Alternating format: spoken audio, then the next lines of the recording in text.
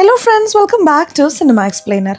ഇന്ന് നമ്മൾ 2026 പുറത്തിറങ്ങിയ ലെനിൻ എന്ന തെലുങ്ക് മൂവിയെ കുറിച്ചിട്ടാണ് നോക്കാൻ പോകുന്നത്. സിനിമയിലേക്ക് കടക്കുന്നതിന് മുമ്പ് ചാനൽ ഇതുവരെ സബ്സ്ക്രൈബ് ചെയ്യാതെയാണ് നിങ്ങൾ വീഡിയോ കാണുന്നതെങ്കിൽ ചാനൽ ഒന്ന് സബ്സ്ക്രൈബ് ചെയ്ത് തൊട്ടടുത്തുള്ള ബെല്ലൈക്കൺ അമർത്തിയാൽ ഞങ്ങൾ അപ്ലോഡ് ചെയ്യുന്ന പുതിയ വീഡിയോസ് നിങ്ങൾക്കരികിലേക്ക് ഉടനെ തന്നെ എത്തുന്നതായിരിക്കും. സോ നമുക്ക് ഒട്ടും സമയം കളയാതെ തന്നെ സിനിമയിലേക്ക് കടക്കാം. സിനിമയുടെ സ്റ്റാർട്ടിംഗ് സീൻ തന്നെ ഒരു ഗ്രാമമാണ് കാണിക്കുന്നത്. ആ ഗ്രാമത്തിൽ ഉത്സവത്തിനുള്ള ഒരുക്കങ്ങളൊക്കെ ചെയ്തിട്ടുണ്ട്. എന്നാൽ ഇതുവരെ ഉത്സവം തുടങ്ങിയിട്ടില്ല. ഈ ഗ്രാമത്തിലേക്ക് ഒരു ചെറിയ പയ്യൻ വരുന്നു. ആ പയ്യൻ വേറെ ആരുമല്ല, നമ്മുടെ ഹീറോയാണ്. നമ്മുടെ ഹീറോയ്ക്ക് അച്ഛനും അമ്മയും ആരുമില്ല. നല്ല വിശപ്പോടെയാണ് അവൻ ആ ഗ്രാമത്തിലേക്ക് വരുന്നത്. അവിടെ അന്നദാനത്തിനുള്ള ഒരുക്കങ്ങൾ ചെയ്തിട്ടുണ്ട്. ഭക്ഷണം വാങ്ങാനായി പോകുമ്പോഴാണ് അവിടെ ഒരു പ്രശ്നം. അന്നദാനം നൽകുന്നയാൾ പറയുന്നുണ്ട്, ഇതുവരെ സ്വാമിക്ക് പൂജ നടന്നിട്ടില്ല. സ്വാമിക്ക് പൂജ നടന്നു കഴിഞ്ഞതിന് ശേഷം മാത്രമേ എല്ലാവർക്കും പ്രസാദം വിതരണം ചെയ്യുകയുള്ളൂ. എന്തുകൊണ്ടാണ് സ്വാമിക്ക് ഇതുവരെ പൂജ നടക്കാത്തത് എന്ന് ചോദിച്ചാൽ രണ്ട് വിഭാഗങ്ങൾ തമ്മിൽ ആരാണ് കൊടി നാട്ടുക എന്നതിനെ ചൊല്ലി പ്രശ്നം നടന്നുകൊണ്ടിരിക്കുകയാണ്. ആരെങ്കിലും ഒരാൾ പോയി കൊടി നാട്ടിയാൽ മാത്രമേ ഈ ഉത്സവം തന്നെ തുടങ്ങുള്ളൂ. അപ്പോഴേ പൂജ നടക്കൂ എന്ന് പറഞ്ഞപ്പോൾ ചെറിയ പയ്യനായിരുന്ന നമ്മുടെ ഹീറോ എന്താണ് ചിന്തിച്ചതെന്നറിയില്ല. അവനെ സംബന്ധിച്ച് അവന് വിശക്കുന്നു, ഭക്ഷണം വേണം. അതുകൊണ്ട് അവിടെ ഉണ്ടായിരുന്ന കൊടിയും എടുത്ത് വളരെ വേഗത്തിൽ അവൻ ഓടുന്നു. രണ്ട് വിഭാഗങ്ങളും തമ്മിൽ തല്ലിക്കൊണ്ടിരിക്കുമ്പോൾ ഹീറോ പോയി കൊടി നാട്ടുന്നു. കൊടി നാട്ടിയത് കണ്ട് ആരും ദേഷ്യപ്പെട്ടില്ല. അതിന് കാരണം എന്താണെന്ന് വെച്ചാൽ കൊടി നാട്ടിയ അടുത്ത സെക്കൻഡിൽ തന്നെ ആകാശം പിളർന്ന് മഴ പെയ്യാൻ തുടങ്ങുന്നു. ഇത്രയും വർഷത്തിനിടയിൽ ഇങ്ങനൊരു സംഭവം നടന്നിട്ടേയില്ല എന്ന് പറഞ്ഞ് എല്ലാവരും ആകാശത്തേക്ക് നോക്കി കൈകൂപ്പി പ്രാർത്ഥിക്കാൻ തുടങ്ങുന്നു. ഈ ഉത്സവത്തിന് നേതൃത്വം നൽകുന്ന ജയന്തി അമ്മ ഇവൻ ആരാണ്, എന്താണ് എന്ന് അന്വേഷിക്കുകയാണ്. അപ്പോഴാണ് ഹീറോയ്ക്ക് അച്ഛനും അമ്മയും ആരുമില്ല എന്നറിയുന്നത്. നിന്റെ പേരെന്താ എന്ന് ചോദിക്കുമ്പോൾ ഹീറോ ലെനിൻ എന്ന് പറയുന്നു. എനിക്ക് നല്ല വിശപ്പുണ്ട് എന്ന് പറഞ്ഞ ഉടനെ ജയന്തി അമ്മ അവരുടെ മകൻ വസന്തിനോട് ഇവന് ഭക്ഷണം എടുത്തുകൊണ്ട് വാ എന്ന് പറയുന്നു.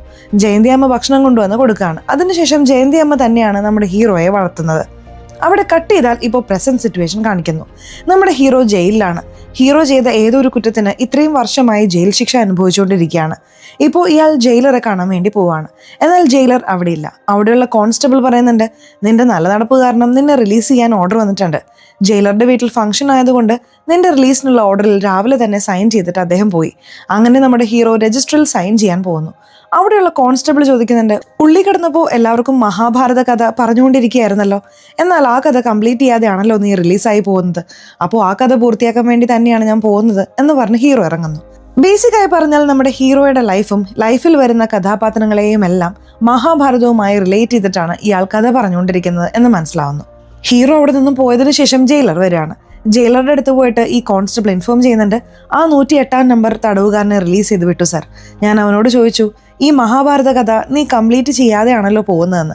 അതിന് അവൻ പറഞ്ഞ മറുപടി ഒരുമാതിരി വിചിത്രമായിരുന്നു. ആ കഥ പൂർത്തിയാക്കാൻ തന്നെയാണ് ഞാൻ പോകുന്നതെന്നാണ് അവൻ പറഞ്ഞത്. അവനെ കൂട്ടിക്കൊണ്ടുപോകാൻ ആരെങ്കിലും വന്നോ എന്ന് ജയിലർ ചോദിച്ചപ്പോൾ ആരും വന്നില്ല സാർ, എന്നാൽ ഒരു പട്ടി വന്നിരുന്നു എന്ന് കോൺസ്റ്റബിൾ പറയുമ്പോൾ ജയിലർ ആകെ ഞെട്ടി നോക്കുകയാണ്. ഉടൻ തന്നെ നമ്മുടെ ഹീറോ കിടന്നിരുന്ന ആ സെല്ലിനുള്ളിൽ പോയി നോക്കുമ്പോൾ അവിടെയുള്ള ചുവരിൽ അവൻ്റെ ലൈഫിൽ എന്താണ് നടന്നതെന്നും ഈ കഥയിൽ ഇനി എന്താണ് ചെയ്യാൻ പോകുന്നതെന്നും ഡ്രോയിങ് ആയി അവൻ വരച്ചു വെച്ചിട്ടുണ്ടായിരുന്നു. ഇപ്പോൾ നമ്മുടെ ഹീറോ ആ ഗ്രാമത്തിലേക്ക് എൻ്റർ ആവുന്നു. ആ ഗ്രാമത്തിലെ അമ്പലത്തിൽ പോവാണ്. ആ മണ്ണിൽ തൊട്ട് നോക്കുന്നുണ്ട്. അതിനുശേഷം ഒരു ബാറിലേക്ക് പോകുന്നു. ആ ബാർ അതിനോടകം തന്നെ നല്ല തിരക്കാണ്. മറ്റൊരു വശത്ത് ഈ ജയിലർ നോക്കിയാൽ, ഞാൻ ഒരാളെ കുറിച്ചുള്ള ഡീറ്റെയിൽസ് അയക്കാം, അവൻ്റെ കേസ് ഡീറ്റെയിൽസ് എനിക്ക് വേണം എന്ന് ചോദിക്കുന്നു. ഉടനെ കോൺസ്റ്റബിൾ, എന്താ സാർ പ്രശ്നം എന്ന് ചോദിക്കുമ്പോൾ ജയിലർ പറയുന്നുണ്ട്, എന്തോ ഒന്ന് നടക്കാൻ പോകുന്നുണ്ട്, അതെന്താണെന്ന് നമ്മൾ അറിയണം. ഈ സമയം ബാറിനുള്ളിൽ പോയ നമ്മുടെ ഹീറോയോട് അവിടെയുള്ള ഒരു ചെറിയ പയ്യൻ പറയുന്നു, നല്ല തിരക്കാണ്, ഇരിക്കാൻ സ്ഥലമില്ല, നിങ്ങൾ വേണമെങ്കിൽ പാഴ്സൽ വാങ്ങുന്നോ? ഇപ്പോഴത്തെ അവസ്ഥയിൽ ഇവിടെയുള്ളവർ എഴുന്നേക്കുന്ന ലക്ഷണമില്ല. പെട്ടെന്ന് ബാറിന്റെ ഓണർ, എടാ ഈ സീറ്റിൽ അദ്ദേഹത്തെ ഇരുത്തടാ എന്ന് പറയുന്നു. എന്താണിത്, ഓണർ തന്നെ അയാളുടെ സീറ്റിൽ ഇയാൾ ഇരുത്താൻ പറയുന്നു. ഇത്ര വലിയ ആളാണോ ഇയാൾ, ആരാണ് ഇയാൾ എന്ന് ഈ പയ്യൻ ചിന്തിക്കാൻ തുടങ്ങുന്നു. ഉടനെ ഈ പയ്യൻ നമ്മുടെ ഹീറോയുടെ അടുത്ത് വന്നിട്ട് സംസാരിക്കാൻ തുടങ്ങുന്നു. ചേട്ടാ, ഞാനും നിങ്ങളുടെ നാട്ടുകാരനാണ് എന്ന് പറയുമ്പോൾ, ഞാൻ ഈ നാട്ടുകാരനെ അല്ലടാ എന്ന് ഹീറോ പറയുന്നു. അങ്ങനെയാണല്ലോ എല്ലാവരും സംസാരിക്കുന്നത് എന്ന് പയ്യൻ പറയുമ്പോൾ, എന്താണ് സംസാരിക്കുന്നതെന്ന് ഹീറോ ചോദിക്കുകയാണ്. ചിലർ നിങ്ങളെ ഈ നാട്ടുകാരനല്ല എന്ന് പറയുന്നുണ്ട്. ചിലർ നിങ്ങളുടെ പേര് പറഞ്ഞാൽ തന്നെ എന്തിനാ പേര് പറയുന്നത് എന്ന് ചോദിക്കുന്നു. ചിലർ നിങ്ങളുടെ കഥ കഴിഞ്ഞു പോയ കഥയാണെന്ന് പറയുന്നു. അവർ പറയുന്നത് പോലെ നിങ്ങളുടെ കഥ കഴിഞ്ഞെങ്കിൽ പിന്നെ എന്തിനാണ് ചേട്ടാ നിങ്ങൾ ഈ സ്ഥലത്തേക്ക് വന്നത്? ഒരുപാട് പേര് നിങ്ങളെ കണ്ട് ഭയപ്പെടുന്നുണ്ടല്ലോ. അങ്ങനെ എന്താണ് ചേട്ടാ നിങ്ങൾ ഈ നാട്ടിൽ ചെയ്തത് എന്ന് ആ പയ്യൻ ചോദിക്കുന്നു. അപ്പോഴാണ് നമ്മുടെ ഹീറോ തൻ്റെ കഥ പറയാൻ തുടങ്ങുന്നത്. ജയന്തി അമ്മയും ജയന്തി അമ്മയുടെ ഭർത്താവുമാണ് ഈ നാട്ടിൽ വളരെ പ്രധാനപ്പെട്ട മനുഷ്യരായി ഉണ്ടായിരുന്നത്. ഒരു ദിവസം നോക്കുമ്പോൾ ജയന്തി അമ്മയുടെ ഭർത്താവ് കാറിൽ വരുമ്പോൾ ലോറി കുറുകെ വന്ന് ആക്സിഡൻ്റായി അദ്ദേഹം മരിക്കുന്നു. ഓരോ വർഷവും നോക്കുമ്പോൾ ജയന്തി അമ്മയാണ് ഈ നാട്ടിലെ ഉത്സവം നടത്തിക്കൊണ്ടു പോകുന്നത്. അവരാണ് ഉദ്ഘാടനം ചെയ്യുക. എന്നാൽ ഈ വർഷം ഭർത്താവ് മരിച്ചതുകൊണ്ട് ഇനി ഈ ഉത്സവം ആര് തുടങ്ങി വെക്കും എന്നെല്ലാവരും അവർക്കുള്ളിൽ തന്നെ ചോദ്യം ചോദിച്ചുകൊണ്ടിരിക്കുകയാണ്. എന്നാൽ ഈ ഒരു കാര്യം ജയന്തി അമ്മ വിട്ടുകൊടുക്കാൻ പാടില്ലെന്ന് ചിന്തിക്കുകയാണ്. അതുകൊണ്ട് ഈ ഉത്സവം തുടങ്ങുന്നത് മുതൽ അവസാനിക്കുന്നത് വരെ അവർ പൊട്ടുവെച്ച് പൂ വെച്ച് സുമംഗലിയെ പോലെ തന്നെ ഈ ഉത്സവം തുടങ്ങി വയ്ക്കും. അത് മാത്രമല്ല, ഈ ഗ്രാമത്തിൽ മറ്റൊരു കാര്യവും നടക്കും. അതെന്താണെന്ന് വെച്ചാൽ വർഷത്തിൽ ഒരാൾക്ക് ധർമ്മരാജ എന്നൊരു പദവി നൽകി അയാളെ ഈ നാട് മുഴുവൻ ചുറ്റിക്കൊണ്ടുവരും. വളരെ ബഹുമാനത്തോടെ പരിഗണിക്കും. അത് കഴിഞ്ഞതിന് ശേഷം അവരുടെ വീട്ടിൽ ധർമ്മരാജ എന്ന കല്ലിൽ കൊത്തിവെക്കും. ഇത് ആ വീട്ടുകാർക്ക് വലിയ അഭിമാനമായി മാറും. ഇങ്ങനെ വർഷാവർഷം ഓരോരുത്തർക്കായി ചാൻസ് കൊടുത്തുകൊണ്ടേയിരിക്കും. ഈ ഒരു ഗൗരവത്തിനായി ഈ ഗ്രാമത്തിലുള്ള പലരും വളരെയധികം ആഗ്രഹിച്ചുകൊണ്ടിരിക്കുകയാണ്. അതിലും പ്രത്യേകിച്ച് എത്തുരാജ് എന്ന് പറയുന്ന ജയന്തി അമ്മയുടെ ഭർത്തൃ സഹോദരൻ വളരെയധികം ആഗ്രഹിക്കുന്നുണ്ട്. എന്നാൽ അയാൾക്ക് ആ അവസരം ജയന്തി അമ്മ കൊടുക്കില്ല. അതിന് കാരണം എന്താണെന്ന് ചോദിച്ചാൽ, നിന്റെ ജനനത്തിൽ തന്നെ ധർമ്മമില്ല എന്നവർ പറയും. ജയന്തി അമ്മയുടെ ഭർത്താവിന്റെ അച്ഛന് ഒരു സ്ത്രീയുമായി അവിഹിത ബന്ധം ഉണ്ടായിരുന്നു. ആ ബന്ധത്തിൽ ജനിച്ച മകനാണ് ഈ എത്തുരാജ്. ഞാൻ നിന്റെ ഏട്ടത്തേമ്മയോ അല്ല, നീ എന്റെ കുടുംബത്തിൽപ്പെട്ടവനും അല്ല. ഈ കുടുംബം ഉള്ളിടത്തോളം കാലം നിനക്ക് ആ പദവി ഞങ്ങൾ തരില്ല എന്ന് പറഞ്ഞ ആട്ടിയിറക്കാണ്. ജയന്തി അമ്മ എല്ലാവരോടും വളരെ സ്നേഹത്തോടെ പെരുമാറുന്ന ആളാണ്. എന്നാൽ ഈ എത്തുരാജിനെ മാത്രം അവർക്ക് ഒട്ടും പിടിക്കില്ല. ഇപ്പോൾ നീലകണ്ഠൻ എന്നൊരു വ്യക്തിയെ കാണിക്കുന്നു. ഇയാൾ വളരെ നല്ലൊരു മനുഷ്യനാണ്. ഈ നാട്ടിലെ തലവനാണ്. ഉത്സവത്തിന് വേണ്ട കാര്യങ്ങളെല്ലാം നോക്കി നോക്കി ചെയ്യുന്ന ഒരാളാണ്. ഈ നാട്ടിൽ തന്നെ ദാമോദരൻ എന്നൊരു വ്യക്തിയും ഉണ്ട്. അയാൾ കുറച്ച് ശകുനി പണിയൊക്കെ ചെയ്യുന്ന ആളാണെന്ന് ഹീറോ പറയുന്നുണ്ട്.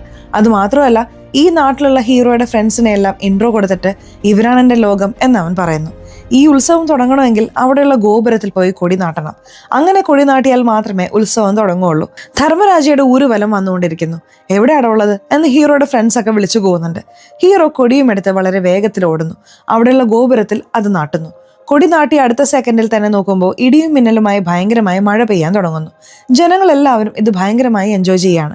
അപ്പോഴാണ് ഈ നാട്ടിലേക്ക് പ്രശ്നം ഉണ്ടാക്കുന്ന ചില കാര്യങ്ങൾ നടക്കാൻ തുടങ്ങുന്നത്. ഈ നാട്ടിൽ MLA ആയിട്ടുള്ള ഒരാളുടെ കട്ടൗട്ട് വലിയ സൈസിൽ ആ ഉത്സവ സ്ഥലത്ത് വെക്കുന്നു. ആ സ്ഥലത്ത് വന്ന ജയന്തി അമ്മ വന്നിട്ട് ഈ നാടിനും ഈ ഉത്സവത്തിനും ഒരു സംസ്കാരവും പാരമ്പര്യവും ഒക്കെ ഉണ്ട്. ഇതെന്താണ് പുതിയതായി രാഷ്ട്രീയ കാര്യങ്ങളൊക്കെ ഇതിൽ ഇൻവോൾവ് ചെയ്യുന്നത്?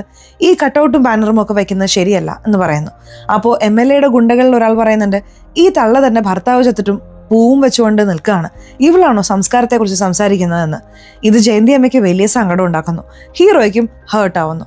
അപ്പോൾ ഹീറോ ജയന്തി അമ്മയോട് പറയുന്നു, കൊടി നാട്ടിയതിനു ശേഷം ആകാശത്ത് മിന്നലടിച്ച് മഴ പൊഴിഞ്ഞ് പ്രപഞ്ചം തന്നെ നിങ്ങളെ അനുഗ്രഹിച്ചു കഴിഞ്ഞു. ഇനി ഇതിനു മുകളിൽ വേറെ എന്ത് വേണം? ഇവന്മാർ പറയുന്നൊന്നും വലുതാക്കി എടുക്കരുത് വലിയമ്മേ. ഹീറോ ജയന്തി അമ്മയെ വലിയമ്മ എന്നാണ് വിളിക്കുന്നത്. ഈ MLAയുടെ ഗുണ്ടയോട് പോയിട്ട് ഉത്സവത്തിൽ രാഷ്ട്രീയ കാര്യങ്ങളൊന്നും വേണ്ടല്ലോ, അതുകൊണ്ട് ഈ കട്ടൗട്ട് അഴിച്ചു മാറ്റ് എന്ന് കുറച്ച് സൈലന്റായി പതുക്കെ പറഞ്ഞു നോക്കുന്നു. അവന്മാർ കേൾക്കുന്ന മട്ടില്ല. അതിനുശേഷം നമ്മുടെ ഹീറോ നാട്ടുകാരാണ് പിന്നിൽ നിൽക്കുന്നത് എന്ന ധൈര്യത്തിൽ ആ കട്ടൗട്ട് തള്ളിയിട്ട് തീ വെച്ച് കത്തിക്കുന്നു. ഇത് കാരണം ആ MLAക്ക് വലിയ അപമാനമായി മാറുന്നു. ഉത്സവം നല്ല രീതിയിൽ തുടങ്ങുകയും ചെയ്യുന്നു. അവിടെ കട്ട് ചെയ്താൽ ഈ MLAയുടെ ഗുണ്ട MLAയോട് പോയി പറയുന്നുണ്ട്, എന്നോട് ക്ഷമിക്കണം ചേട്ടാ, അവിടെ നാട്ടുകാരൊക്കെ ഉണ്ടായിരുന്നു, അതുകൊണ്ട് എനിക്കൊന്നും ചെയ്യാൻ പറ്റിയില്ല. നിങ്ങൾ ഒന്ന് മാത്രം പറ, അവന്റെ കഥ ഞാൻ തീർത്തു തരാം. അപ്പോൾ MLA പറയുന്നു, ഇത് നോക്ക്, ഇത് ഇലക്ഷൻ ടൈമാണ്. ധൃതി പിടിച്ച് നമ്മളൊന്നും ചെയ്യാൻ പാടില്ല. ആദ്യം നഷ്ടപ്പെട്ട ആ ബഹുമാനം തിരിച്ചു പിടിക്കാൻ ശ്രമിക്കാം. അതിനുശേഷം എന്ത് ചെയ്യണമെന്ന് നോക്കാം. അല്ല ദാമോദര, ആ ഗ്രാമത്തെ സംബന്ധിച്ച് രക്തം ചിന്താൻ പാടില്ല എന്നൊരു ഐതിഹ്യം ഉണ്ടല്ലോ. ഞാനും നോക്കട്ടെ എത്ര നാളാണ് ആ ഗ്രാമത്തിൽ രക്തം ചിന്താതിരിക്കുന്നതെന്ന് MLA പറയുന്നു. MLAക്ക് ഈ ഗ്രാമത്തോടും ഹീറോയോടും പകയുണ്ട് എന്നതിലൂടെ മനസ്സിലാവുന്നു. ഇപ്പോൾ ഈ നാട്ടിലെ ഉത്സവം നല്ല രീതിയിൽ നടന്നുകൊണ്ടിരിക്കുന്നു. നോക്കുമ്പോൾ ആ ഉത്സവത്തിന്റെ നടുവിൽ ഒരു ചെറിയ പയ്യൻ ഭയങ്കരമായി കരഞ്ഞുകൊണ്ടിരിക്കുന്നു. ഹീറോ പോയിട്ട് എന്താടാ എന്ത് പറ്റിയെന്ന് ചോദിക്കുമ്പോൾ, ഞാൻ കഴിച്ചുകൊണ്ടിരുന്ന ഐസ്ക്രീം ഒരു പെൺകുട്ടി പിടിച്ചു പറിച്ചുകൊണ്ട് പോയി എന്ന് പറയുന്നു. സാരമില്ലടാ, ഞാൻ നിനക്ക് വേറെ ഐസ് വാങ്ങിത്തരാം, കരയാതിരിക്കെ എന്ന് പറയുമ്പോൾ അവസാനത്തെ ഐസാണ് അവൻ വാങ്ങിയിരുന്നത്. ഇപ്പോൾ എനിക്ക് ഐസ് വേണം എന്ന് പറഞ്ഞ് കരഞ്ഞുകൊണ്ടിരിക്കുകയാണ്. ശരി, ആരാടാ പെൺകുട്ടി? വാ, ആ പെൺകുട്ടിയോട് പോയി പ്രശ്നം ഉണ്ടാക്കാം എന്ന് പറഞ്ഞ് ഈ പയ്യനെയും കൂട്ടി ഹീറോ പോകുന്നു. ആ പെൺകുട്ടിയുടെ മുഖം ഞാൻ കണ്ടില്ല, പക്ഷേ അവൾ ഗ്രീൻ കളറിലുള്ള ധാവണിയാണ് ഇട്ടിരുന്നത് എന്ന് പറയുന്നു. ആ പെൺകുട്ടിയെ തെരഞ്ഞുകൊണ്ട് മേക്കപ്പ് റൂമിനുള്ളിലേക്ക് പോവാണ്. ആ പെൺകുട്ടി ദുര്യോധനന്റെ ഗെറ്റപ്പിൽ മേക്കപ്പ് ഒക്കെ കറക്റ്റ് ആണോ എന്ന് ചെക്ക് ചെയ്തുകൊണ്ടിരിക്കുകയാണ്. അവിടെ നിൽക്കുന്നത് ഒരു ആൺകുട്ടിയാണെന്ന് വിചാരിച്ച് ആ പെൺകുട്ടിയോട് തന്നെ ആ പെൺകുട്ടിയെക്കുറിച്ച് ഇയാൾ ചോദിച്ചുകൊണ്ടിരിക്കുകയാണ്. ആ പെൺകുട്ടിയുടെ പേരാണ് ഭാരതി. ആ പെൺകുട്ടിയാണ് നമ്മുടെ നായിക. ഇങ്ങനെ ചോദിച്ചിട്ട് പോയതിനു ശേഷം നായിക നമ്മുടെ ഹീറോയെ ഫോളോ ചെയ്തുകൊണ്ടേ വരികയാണ്. ഒരു ഘട്ടത്തിന് ശേഷം ഈ പയ്യൻ ആളെ കണ്ടുപിടിക്കാൻ പറ്റിയില്ല എന്ന് പറഞ്ഞ ദേഷ്യത്തിൽ കയ്യിലുണ്ടായിരുന്ന ഒരു കളിപ്പാട്ടം വലിച്ചെറിയാണ്. അത് നമ്മുടെ ഹീറോയുടെ തലയിൽ കൊള്ളുന്നു. താഴെ വീഴാൻ പോകുമ്പോൾ പിന്നിൽ നിന്നിരുന്ന നായികയുടെ ദേഹത്തേക്ക് തന്നെ ഹീറോ ചായുന്നു. നായിക ഹീറോയെ പിടിക്കുന്നു. ഹീറോയുടെ തലയിൽ നിന്ന് ഒലിച്ചു വന്ന രക്തം നായികയുടെ നെറ്റിയിൽ പറ്റി അതൊരു പൊട്ടുപോലെ ആവുന്നു. അപ്പോൾ കാറ്റടിച്ച് നായികയുടെ മുഖത്തുള്ള മീശയും മേക്കപ്പും എല്ലാം അഴിഞ്ഞു പോകുന്നു. അപ്പോഴാണ് മനസ്സിലാവുന്നത് ദുര്യോധന ഗെറ്റപ്പിലിരിക്കുന്നത് ഒരു പെൺകുട്ടിയാണെന്ന്. നായികയ്ക്ക് ഹീറോയെ കണ്ട ഉടനെ ഭയങ്കരമായിട്ട് ഇഷ്ടപ്പെടുന്നു. ഹീറോയും നൈസായി അത് എൻജോയ് ചെയ്യുന്നു. അതിനുശേഷം ആ പ്രോഗ്രാം തുടങ്ങുകയാണ്. ആ പ്രോഗ്രാമിൽ നമ്മുടെ നായിക പോയി പെർഫോം ചെയ്യാണ്. സൂപ്പറായി പെർഫോം ചെയ്യുന്നുണ്ട്. ഇതെല്ലാം കണ്ട് നമ്മുടെ ഹീറോ ഭയങ്കരമായി ആസ്വദിച്ചുകൊണ്ടിരിക്കുകയാണ്. പ്രോഗ്രാം കഴിഞ്ഞതിന് ശേഷം ഭാരതി തൻ്റെ അച്ഛനെ കാണാനായി പോകുന്നു. അപ്പോഴാണ് മനസ്സിലാവുന്നത് നമ്മുടെ നീലകണ്ഠൻ മാമനിലെ അദ്ദേഹത്തിൻ്റെ മകളാണ് ഭാരതി എന്ന്. നീലകണ്ഠന് 2 പെൺമക്കളാണ്. രണ്ടാമത്തെ മകളാണ് ഭാരതി. നീലകണ്ഠൻ പറയുന്നുണ്ട്, ഭയങ്കരമായി പെർഫോം ചെയ്ത് എൻ്റെ മാനമല്ല നീ കാത്തല്ലോ മോളെ. അപ്പോൾ നായിക അവളുടെ ചേച്ചിയെ കളിയാക്കുന്നു. എപ്പോഴും കുടുംബത്തിന്റെ മാനം കാക്കുന്നത് ഞാനാണ്, ഇവളെപ്പം നോക്കിയാലും വഴിപാടും നേർന്നുകൊണ്ട് നടക്കുകയല്ലേ എന്ന്. അവരങ്ങോട്ടും ഇങ്ങോട്ടും കളിയാക്കി ചേച്ചിയും അനിയത്തിയും തമ്മിൽ വഴക്കിടുന്നു. അതിനുശേഷം എന്നെ കൊണ്ടുപോയി വീട്ടിൽ വിടാമോ എന്ന് ചോദിക്കുമ്പോൾ അമ്പലത്തിൽ കുറച്ച് പണിയുണ്ട്, അതുകൊണ്ട് നിന്നെ കൊണ്ടുപോയി വിടാൻ ഞാൻ ആർക്കെങ്കിലും ഏർപ്പാടാക്കാം എന്ന് പറയുമ്പോൾ നോക്കുമ്പോൾ അവിടെ നമ്മുടെ ഹീറോ നിൽക്കുന്നുണ്ട്. ലെനിൻ ഇങ്ങോട്ടേക്ക് വാ, ഇവളെ കൊണ്ടുപോയി വീട്ടിലാക്ക് എന്ന് പറയുമ്പോൾ ഹീറോയ്ക്കും വലിയ സന്തോഷമാവുന്നു. ബൈക്ക് ഞാൻ ഓടിക്കാം എന്ന് പറഞ്ഞ നായിക ബൈക്ക് ഓടിക്കുകയാണ്. ഹീറോ പിന്നിലിരിക്കുകയാണ്. അപ്പോൾ നായികയുടെ പെർഫോമൻസിനെ കുറിച്ച് ഹീറോ വലിയ പുകഴ്ത്തിയൊന്നും സംസാരിക്കുന്നില്ല. വലിയ സംഭവമൊന്നുമില്ലെങ്കിലും നന്നായി ചെയ്തു എന്ന രീതിയിൽ പറഞ്ഞുകൊണ്ടിരിക്കുകയാണ്. അതൊക്കെ എനിക്കറിയാം എന്ന് പറഞ്ഞ് നീ എന്താണ് ചെയ്യുന്നത് എന്ന് അവൾ ചോദിക്കുമ്പോൾ ഞാനാണ് ഈ ഉത്സവത്തിന്റെ ഓർഗനൈസർ എന്നൊക്കെ ഹീറോ പറഞ്ഞുകൊണ്ടിരിക്കുകയാണ്. പെട്ടെന്ന് വണ്ടി നിൽക്കുന്നു. എന്താ വണ്ടി റിപ്പയർ ആയോ എന്ന് ചോദിക്കുമ്പോൾ ഇല്ലല്ല, റിപ്പയർ ആകാൻ യാതൊരു സാധ്യതയില്ലല്ലോ എന്ന് പറഞ്ഞ് നമ്മുടെ ഹീറോ ഇറങ്ങി സ്റ്റാർട്ട് ചെയ്യാൻ ശ്രമിക്കുകയാണ്. അപ്പോൾ ഹീറോ നായികയോട് കുറച്ചൊന്ന് അടുക്കുന്ന പോലെയൊക്കെ ആവുന്നുണ്ട്.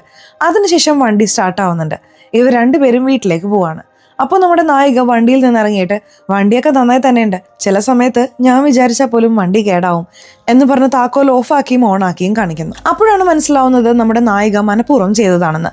നായികയും നമ്മുടെ ഹീറോയുടെ അടുത്ത് കുറച്ച് ഫ്ലേർട്ട് ചെയ്യുന്നുണ്ടെന്ന് നമുക്കിതിലൂടെ മനസ്സിലാവുന്നു. അപ്പം അതുപോലെ ഉത്സവം നല്ല രീതിയിൽ നടന്നുകൊണ്ടിരിക്കുകയാണ്. നോക്കുമ്പോൾ ആ ഉത്സവത്തിനിടെ നമ്മുടെ നായിക കുറെ വളകളും എടുത്ത് ഓടി വരുന്നു. ആളുകൾ പുറകെ ഓടി വരുന്നുണ്ട്. എന്ത് പറ്റി എന്ന് ചോദിക്കുമ്പോൾ ആളുകൾ പറയുന്നുണ്ട്, ഇവള് ചീട്ട് കളിക്കാൻ വന്നതാ, ഈ വള വെച്ചിട്ടാണ് കളിച്ചത്, ചീട്ടുകളിയിൽ തോറ്റു, പക്ഷെ വള തരില്ലെന്ന് പറഞ്ഞ് എടുത്തുകൊണ്ട് വന്നിരിക്കുകയാണ്. നീ എന്തിനാ ഇങ്ങനെയൊക്കെ ചെയ്യുന്നത്, വള കൊടുക്ക് എന്ന് ഹീറോ പറയുന്നു.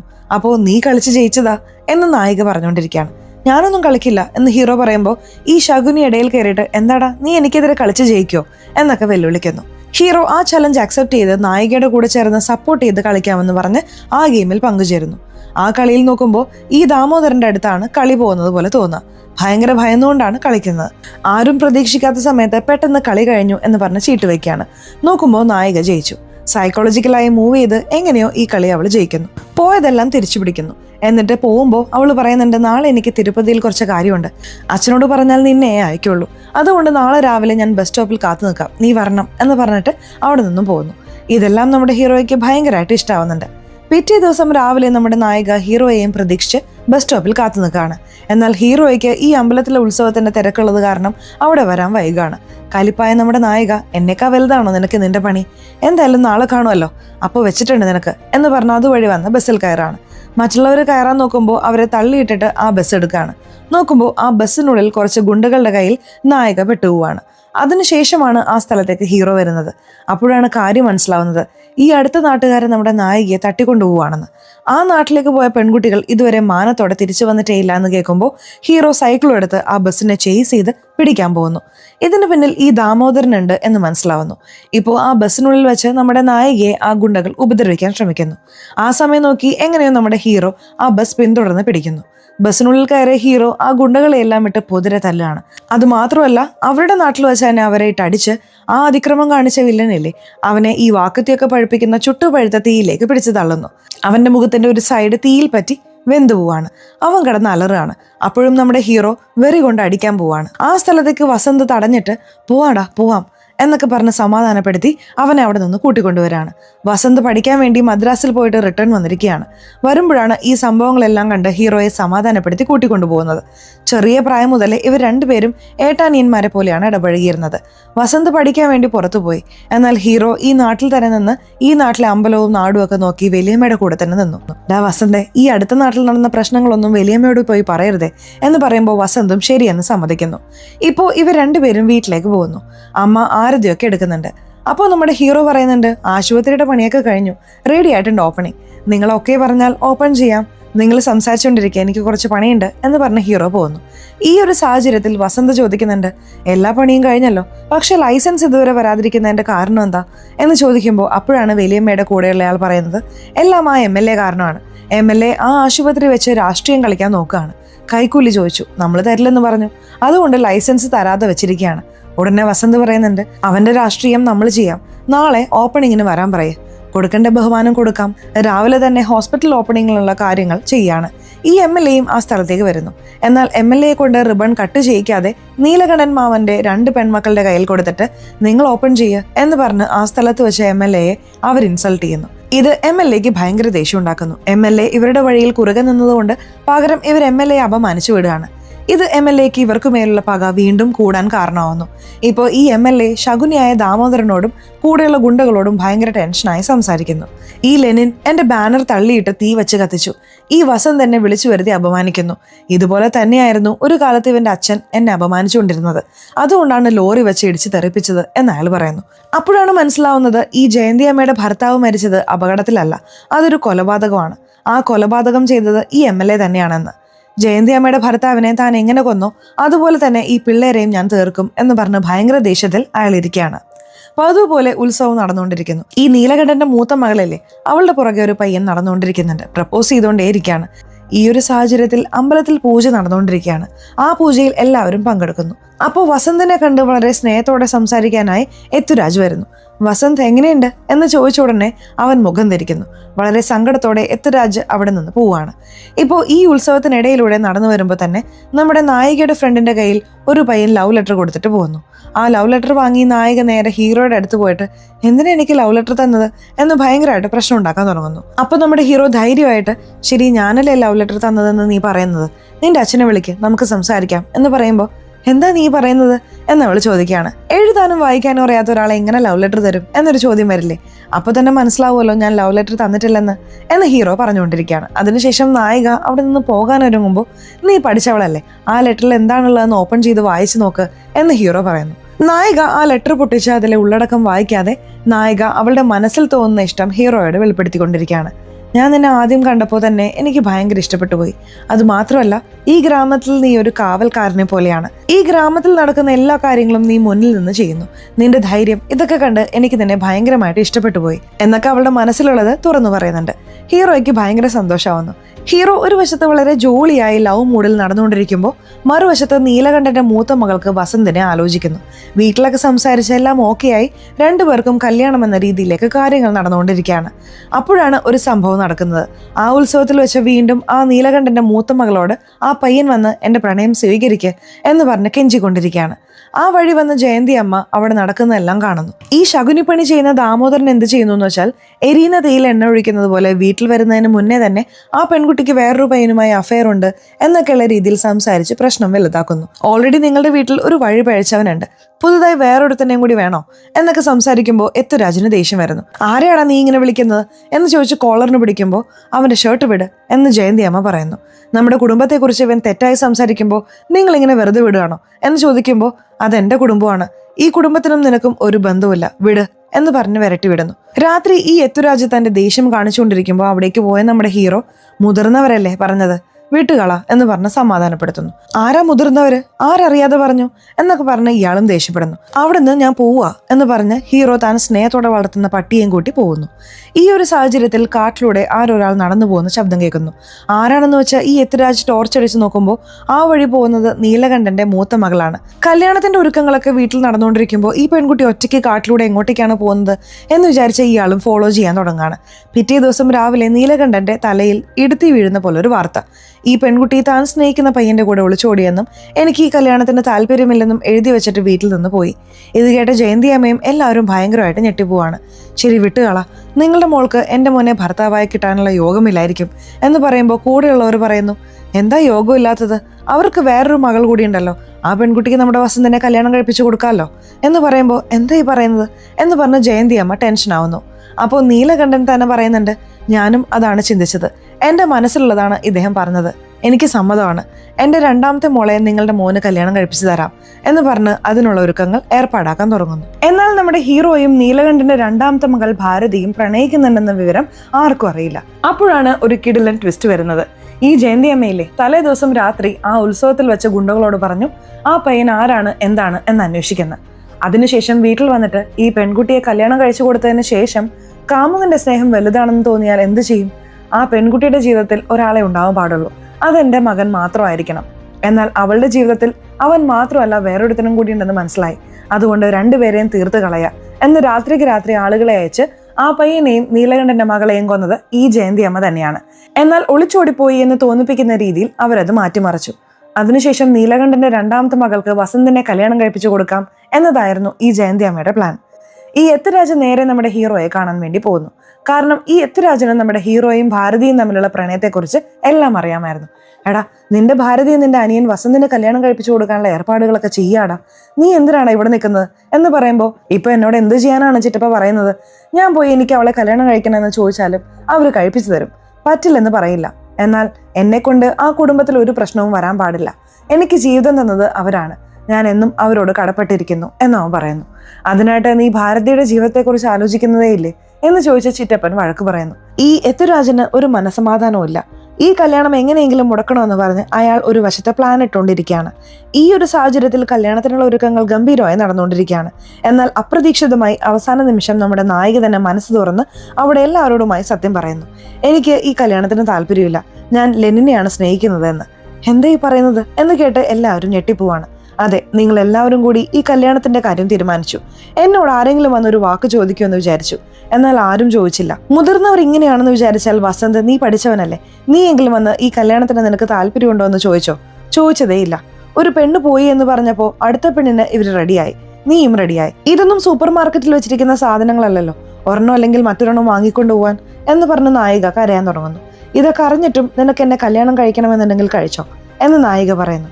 പെട്ടെന്ന് നീലകണ്ഠൻ അടിക്കാൻ വേണ്ടി കൈ ഓങ്ങുന്നു. അപ്പോൾ നമ്മുടെ വസന്ത് തടയാണ്. നിർത്ത്, അറിയാതെ ഒരുപാട് തെറ്റുകൾ ചെയ്തു പോയി, ഇനി വീണ്ടും തെറ്റ് ചെയ്യണ്ട, ഇവർ രണ്ടുപേരെയും ഞാൻ ഒന്നിപ്പിക്കാം എന്ന് പറയുന്നു. ഇനി അവൻ എവിടെ എന്ന് പറഞ്ഞ് അവനെ അന്വേഷിക്കാൻ തുടങ്ങുന്നു. ഇതൊക്കെ കാണുമ്പോൾ ജയന്തി അമ്മയ്ക്ക് ഭയങ്കര ദേഷ്യം വരുന്നു. എന്നാൽ വസന്ത് നമ്മുടെ നായികയെ കൂട്ടി ഹീറോ ഇരിക്കുന്ന സ്ഥലത്തേക്ക് പോകുന്നു. അവിടെ നമ്മുടെ ഹീറോ സങ്കടം സഹിക്കാൻ വയ്യാതെ മദ്യപിച്ചുകൊണ്ടിരിക്കുകയാണ്. അവിടെ പോയ വസന്ത്, ഈ കാര്യം എന്തിനാ എന്നോട് മറച്ചു വെച്ചത്? നീ ഇങ്ങനെ ചെയ്യാൻ പാടില്ലായിരുന്നു, ഇനി നീ എന്നെ സന്തോഷിപ്പിക്കണം, എനിക്ക് വേണ്ടി ഒന്ന് ചെയ്യണമെന്നുണ്ടെങ്കിൽ ഇതാ ഈ താലി പിടിച്ച് അവളുടെ കഴുത്തിൽ കെട്ടി തലയുയർത്തി നിൽക്കാൻ സഹായിക്കേ എന്ന് പറയുന്നു. ഹീറോയ്ക്കും ഭയങ്കര സന്തോഷമാവുന്നു. അതിനുശേഷം ഹീറോ ആ താലി വാങ്ങിപ്പോയി നായികയ്ക്ക് കെട്ടുന്നു. ഈ ഒരു സാഹചര്യത്തിൽ പെട്ടെന്ന് ഗുണ്ടകൾ അവിടെ വരുന്നു. നമ്മുടെ വസന്തനെ കത്തി കൊണ്ട് കുത്തി അറ്റാക്ക് ചെയ്യാൻ തുടങ്ങുന്നു. നമ്മുടെ ഹീറോ നോക്കുമ്പോൾ നായികയും വസന്തനെയും കാറിൽ ഇരുത്തിയിട്ട് അവിടെയുള്ള ആൾക്കാരെ എല്ലാം ഇട്ട് പൊതിരെ തല്ലുകയാണ്. അപ്പോൾ ഈ പണി ചെയ്തത് ഒരു പക്ഷെ MLA ആയിരിക്കാം എന്നാണ് നമുക്ക് തോന്നുന്നത്. അവിടെ കട്ട് ചെയ്താൽ ഇപ്പോൾ പ്രസന്റ് സിറ്റുവേഷൻ കാണിക്കുന്നു. നമ്മുടെ ഹീറോ ജയിലിൽ നിന്നും റിലീസായി വന്ന് ഒരു ബാറിൽ വന്ന് അവിടെ വെച്ച് ആ ചെറിയ പയ്യനോടാണല്ലോ ഈ കഥകളെല്ലാം പറഞ്ഞുകൊണ്ടിരിക്കുന്നത്. ആ ചെറിയ പയ്യൻ ചോദിക്കുന്നുണ്ട്, ഇത് ചെയ്തത് ആരാ? MLA ആണോ? അതോ ആ ശകുനി പണി ചെയ്യുന്ന ദാമോദരനാണോ? അതോ ഒരിക്കൽ അടുത്ത നാട്ടിലേക്ക് നായികയെ തട്ടിക്കൊണ്ടുപോയി അതിക്രമം കാണിച്ച ആ തുളസിയാണോ? ഇങ്ങനെ ഹീറോയ്ക്ക് ഒരുപാട് ശത്രുക്കൾ ഉള്ളത് കൊണ്ട് ആരെങ്കിലും ചെയ്തതായിരിക്കുമോ എന്ന് ചോദിക്കുകയാണ്. മറുവശത്ത് ജയിലർക്ക് ഫോൺ കോൾ വരുന്നു. ഹീറോയുടെ ശത്രുക്കൾ ആരൊക്കെയാണെന്ന് ആ കേസ് ഫയലിലൂടെ ചെക്ക് ചെയ്ത് നോക്കുമ്പോൾ ആ ശത്രുക്കൾ ആരും നാട്ടിലില്ല, അവരെല്ലാം എവിടെ പോയി എന്ന് തന്നെ ആർക്കും അറിയില്ല എന്ന് പറയുന്നു. നോക്കുമ്പോൾ അവരെല്ലാവരും ഒത്തുചേർന്ന് ഒരേ സ്ഥലത്തുണ്ട്. എവിടെയാണെന്ന് വെച്ചാൽ ഇപ്പോൾ നമ്മുടെ ഹീറോ ഇരിക്കുന്ന അതേ ബാറിനുള്ളിൽ. കാര്യം എന്താണെന്ന് വെച്ചാൽ നമ്മുടെ ഹീറോ ട്രാപ്പ് സെറ്റ് ചെയ്ത് എല്ലാവരെയും ഈ സ്ഥലത്തേക്ക് വരുത്തിയതാണ് എന്ന് മനസ്സിലാവുന്നു. അതുമാത്രമല്ല, ആ പയ്യനോട് വന്ന് വസന്തനെ കൊല്ലാൻ ആളെ വിട്ടത് ആരാണെന്ന് നീ ചോദിച്ചില്ലേ, ഞാൻ വരുമ്പോൾ തന്നെ അവരെയും കൂട്ടിയിട്ടാണ് വന്നത് എന്ന് പറയുമ്പോൾ എല്ലാവരും ഹീറോയുടെ അടുത്തുള്ള ബാഗിലേക്ക് നോക്കുന്നു. ആ ബാഗിൽ നിന്നും ഒരു തല എടുത്തു വെക്കുന്നു. എല്ലാവരും പേടിച്ചു പോവാണ്. ആ തല വേറെ ആരുടേതുമല്ല, ഈ എത്തുരാജിൻ്റെതാണ്. ഈ എത്തുരാജ് എന്തിനാണ് ഇത് ചെയ്തത് എന്നതിന്റെ കഥ നമ്മളെ കാണിക്കാൻ തുടങ്ങുന്നു. ഈ എത്തുരാജ് നമ്മുടെ ഹീറോയെയും ഭാരതിയെയും ഒന്നിപ്പിക്കാൻ പ്ലാൻ ഇടുന്നതായിട്ടാണല്ലോ നമ്മൾ കണ്ടത്. എന്നാൽ സത്യം എന്താണെന്ന് വെച്ചാൽ അവൻ വസന്തിനെ തീർക്കാനാണ് പ്ലാൻ ഇട്ടിരുന്നത്. അതിനുള്ള കാരണം എന്താണെന്ന് നോക്കിയാൽ ഓരോ തവണയും ഈ എത്തുരാജിനെ ജയന്തി അമ്മ വല്ലാതെ അപമാനിച്ചുകൊണ്ടിരിക്കുകയാണല്ലോ. അതുകൊണ്ട് അവന് ഭയങ്കര ദേഷ്യം ഉണ്ടായിരുന്നു. അതുമാത്രമല്ല, ഒരിക്കൽ അവർ പറഞ്ഞിരുന്നു, എൻ്റെ കുടുംബം ഉള്ളിടത്തോളം കാലം നിനക്ക് ആ ധർമ്മരാജ എന്ന പദവി കിട്ടില്ല, ഞാൻ കിട്ടാൻ സമ്മതിക്കുകയില്ല എന്ന്. ഇയാളാണെങ്കിൽ ആ പദവിക്ക് കൊതിക്കുന്ന ആളാണ്. അതുകൊണ്ട് ഈ കുടുംബം ഇല്ലാതായാൽ ഓട്ടോമാറ്റിക്കായി നമുക്ക് ആ പദവി കിട്ടും എന്ന് കരുതി എല്ലാവരെയും തീർക്കാൻ പ്ലാനിട്ട് ഈ പണികളെല്ലാം ചെയ്യുകയായിരുന്നു ഇയാൾ. അന്ന് രാത്രി ജയന്തി അമ്മയാണ് വന്ന് നീലകണ്ഠന്റെ മൂത്ത മകളെ തീർക്കാൻ ഏർപ്പാടാക്കിയത് എന്ന കാര്യം ഇയാൾക്ക് അറിയാമായിരുന്നു. അന്ന് ഫോളോ ചെയ്തു പോയപ്പോൾ അവിടെ നടന്നതെല്ലാം ഇയാൾ കണ്ടിരുന്നു. ആ പെൺകുട്ടി ഒളിച്ചോടിപ്പോയി എന്ന രീതിയിലാണല്ലോ ഇവർ വരുത്തി തീർത്തത്. ഈ കാര്യം പുറത്തു പറഞ്ഞാൽ തന്നെ ജയന്തി അമ്മയുടെ കഥ തീരും. എന്നാൽ ഈ വസന്തിന്റെ കഥ കൂടി തീർക്കണമല്ലോ. അതിനായി ഇയാൾ കാത്തിരുന്ന് കരുക്കൾ നീക്കുകയായിരുന്നു. ശരിക്കും ഈ വസന്തിന് എത്തുരാജിനോട് സ്നേഹം ഉണ്ടായിരുന്നു. പക്ഷെ ഓരോ തവണ സ്നേഹം കാണിക്കാൻ പോകുമ്പോഴും അവൻ വെറുപ്പ് മാത്രമാണ് കാണിച്ചുകൊണ്ടിരുന്നത്, അപമാനിക്കുക മാത്രമാണ് ചെയ്തുകൊണ്ടിരുന്നത്.